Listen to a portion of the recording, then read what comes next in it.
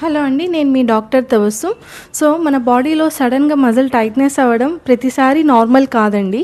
కొన్నిసార్లు body warning signs కూడా కావచ్చు. ఎలా అంటే మన బాడీ ఎక్కువ డిహైడ్రేషన్ అయినప్పుడు కూడా మనం మజిల్ స్పాజమ్ అనేది చూస్తాము.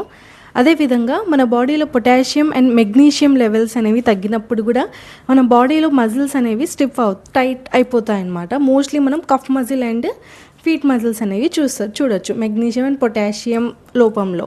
అదేవిధంగా వర్కౌట్స్ లేకుండా హెవీగా ప్రెషరైజ్ ఎక్సర్సైజెస్ అనేవి పర్ఫామ్ చేయడం. సో ఇలాంటి కండిషన్స్లో కూడా ఎక్కువ మజిల్ స్పాజమ్ అనేది ఉంటుందన్నమాట.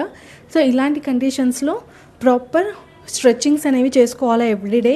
అలానే బాడీకి హైడ్రేటింగ్ పెట్టుకోవాలా అండ్ మినరల్స్ రిచ్ ఫుడ్ కూడా బాగా తీసుకోవాలా. సో మేము ఇవన్నీ ఫాలో అయితే మనము మజిల్ స్పాజమ్ అనేది తగ్గించుకోవచ్చు. అండ్ మోస్ట్ ఇంపార్టెంట్లీ బాడీకి ఎప్పుడు కరెక్ట్ పోస్చర్ అనేది మెయింటైన్ చేసుకోవాలా. దానివల్ల బాడీలో బ్యాడ్ పోస్చర్ వల్ల కూడా మనకు ఎక్కువ మజిల్ స్పాజమ్ అనేది చూస్తూ ఉంటాం అన్నమాట. కాబట్టి హోల్ బాడీ స్ట్రెచ్చింగ్స్ చేసుకోవాలా. మజిల్ స్పాజమ్ ఉన్నప్పుడు కొంచెం హీట్ ప్యాక్ అప్లై చేసుకోవాలా ఫర్ బెటర్ రిలీఫ్. అండ్ అలానే మనము హైడ్రేటింగ్ మెయింటైన్ చేసుకోవాలా, అంటే నీళ్ళు బాగా తాగాల. Thank you and do follow for more updates.